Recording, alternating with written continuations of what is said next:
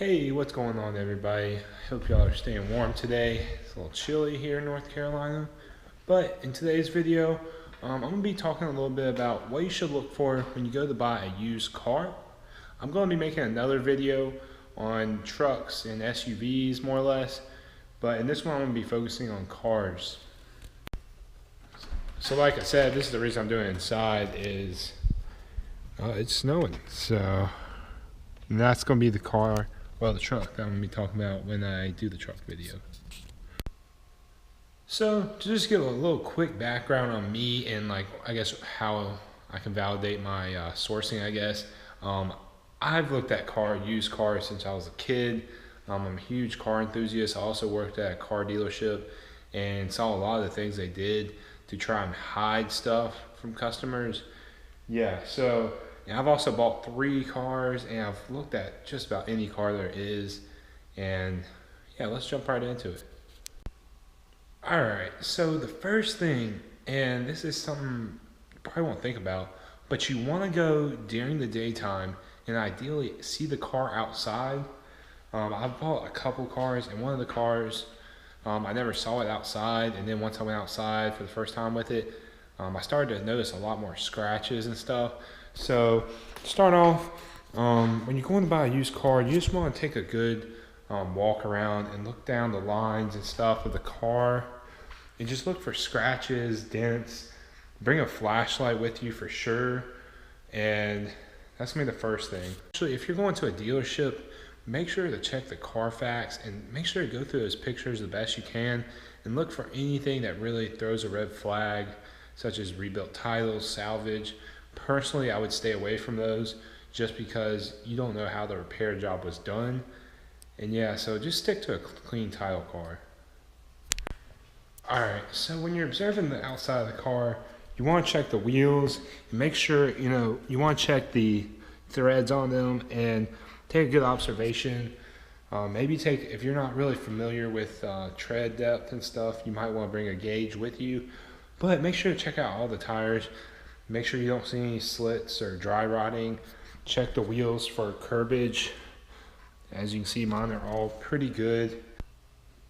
Another thing you want to do is, if you can, I know it's hard to make somebody do this, but you want to see the car clean. If it's not clean, a lot of the stuff can be hidden under the dirt.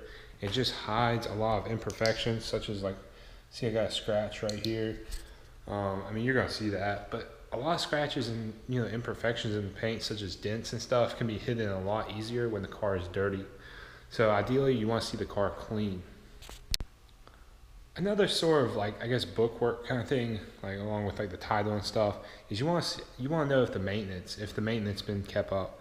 A lot of times they'll say on the Carfax, but not always. A lot of people do it at smaller body shop. Whether repair shops that don't necessarily go to record on Carfax or whatever, or they do it themselves. So you want to check and learn about the car you're looking at and look for any serious maintenance that has to be done, such as my truck out there. The timing belt has to be done every, I think it's 90,000. And if they haven't done that, that's something you really should take into account, that you can, knock the price down on a bit, because that's about $1,000 worth of work. So that's another thing. Check for maintenance and just make sure the car's been taken care of. Check to see if the oil sticker's on there.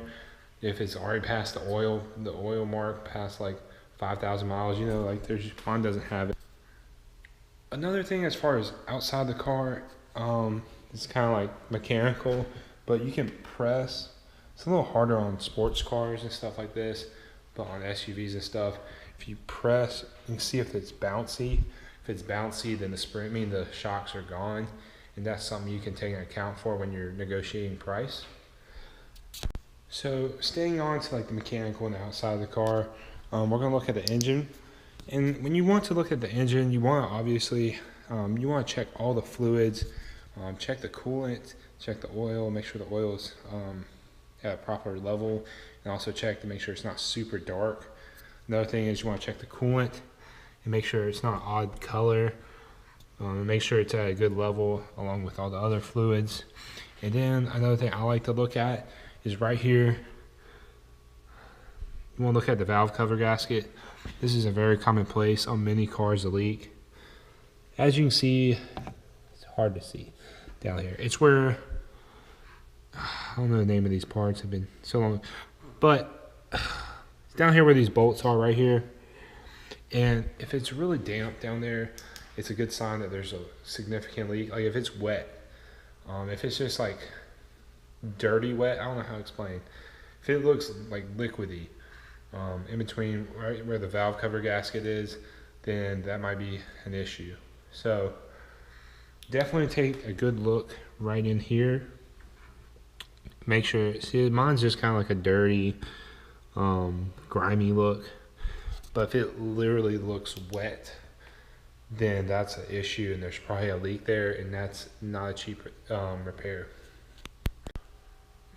Alright guys, so the last place you want to look is under the car. And here, this is kind of make or break thing to me. If you see significant rust or leaks in between the transmission and the engine where they mate, these can be serious issues. So we're going to kind of go under here and look. It's going to be hard to see. You really can't see without a lift, but you can kind of get a general idea of what you're looking at. And like you see right here, you see some surface rust, but it's nothing like to where the rust is eating through the metal itself. If you see like holes and such and like stuff like that and rust everywhere, or you see like fresh paint everywhere, that probably means they painted over it just to cover it up.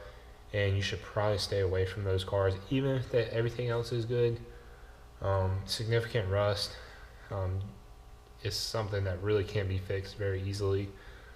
And also a bad leak between the engine and the transmission it's the rear main seal, and then that's also a super expensive repair. And my 4Runner leaks a little bit. On higher mileage cars, it's inevitable, but if it's visibly, like you can see it's like leaking, you should probably stay away.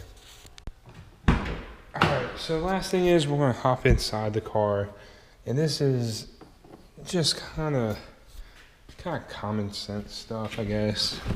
You just want to go in here, and you're going to want to take the car for a drive, and you're going to want to check to make sure all the windows work, the sunroof if it has one, the cruise control. One of my cars that I bought before, the cruise control didn't work, so I didn't take it on the highway to check. So that's something you want to try out. And you also want to make sure when you take the car on a test drive, make sure the wheel is not, really pulsating like this, going down the road. That's not good. It's not a serious issue, probably. It's probably your tires or like the balance, or it could be tie rod ends or something like that, or wheel bearings. So you just want to make sure everything in the head unit, all the AC works, heat works. If you have manual, make sure there's no grind in between gears. Make sure it goes into drive well. If it's an automatic, make sure it goes into all the gears. Like I said, heated seats, powered seats. Just kind of play with everything and make sure everything works. You don't want to just get super excited and just make a rash decision just because you like the car. Make sure everything works. Check everything you can, and use anything you find that's not working that you can fix easily to your advantage in negotiating with the seller of the car, because a lot of times people will work with you. But that's about it, guys. If you have any more questions, please leave them down below. That's about it. I'm trying to think. That's really all I got. So if you could, please leave a thumbs up, subscribe. See if we can get like 50 likes on this video.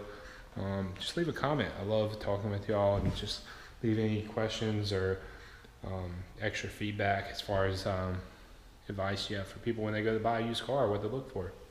Thank you all, and y'all have a great day. Summer.